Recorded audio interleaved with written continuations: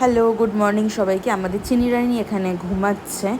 আর আমাদের আজকে পাসপোর্টের অফিসে যাওয়ার আছে। চিনি রানীর পাসপোর্ট হবে, তো 11টায় কল টাইম, তাই আমরা তাড়াতাড়ি করে রেডি হয়ে ঘর থেকে বেরিয়ে পড়লাম। প্রীতম আমাকে উবের বুক করে দিয়েছিল। প্রীতম আমার সাথে নেই, মেয়ে আছে শুধু। আর জানলা দিয়ে রোদ আসছে বলে ওকে আমি কভার করে দিয়েছি ওদিকটা দিয়ে। এখন আমি ওকে নিয়ে যাচ্ছি। আমরা পাসপোর্ট অফিসে যাব আমি আর মেয়ে, আর ওদিক দিয়ে ওর বাবা চলে এসেছে।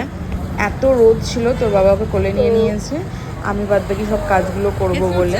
এর আগে আমার প্রীতমের যখন পাসপোর্ট হয়েছিল তখন ভিডিও করে দেখিয়েছিলাম, বাট আজকে সেরকমভাবে ভিডিও করতে পারিনি। তোমরা সবাই জানো রুবি মোড়ে পাসপোর্ট অফিস আছে, আমি সেখানেই এসেছিলাম। পাসপোর্ট অফিসের পেছন দিকের যে গেটটা আছে সেই গেটটা দিয়ে সবাইকে এন্ট্রি নিতে হয়। এখানে আমরা সবাই লাইন দিয়েছিলাম পাসপোর্ট অফিসে।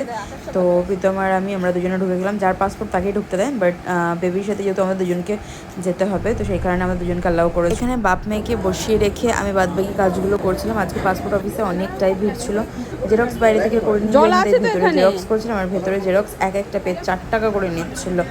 তারপর আমরা যখন লাইনে দাঁড়ালাম মেয়ের পাসপোর্টের জন্য, তখন জানা গেল যে না, ওর ফটো লাগবে, যেহেতু এত ছোটো বাচ্চার ফটো কী করে তোলা হবে, সেই কারণে ওর ফটো বাইরে থেকে তুলিয়ে নিয়ে আসতে হবে। সেই আর এক মহা সমস্যা।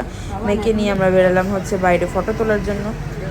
ওর ফটো তোলার জন্য রেডি করলাম যেই ওকে, ব্যাস ও ঘুমিয়ে পড়লো। তো যাই হোক করে আমরা ওকে জাগিয়ে একটা ফটো নিলাম। যাই হোক করে ফটো নিয়ে তারপরে আবার আমরা পাসপোর্ট অফিসের ভেতরে এন্ট্রি করলাম। মেয়েকে আমি কোলে নিয়ে আছি।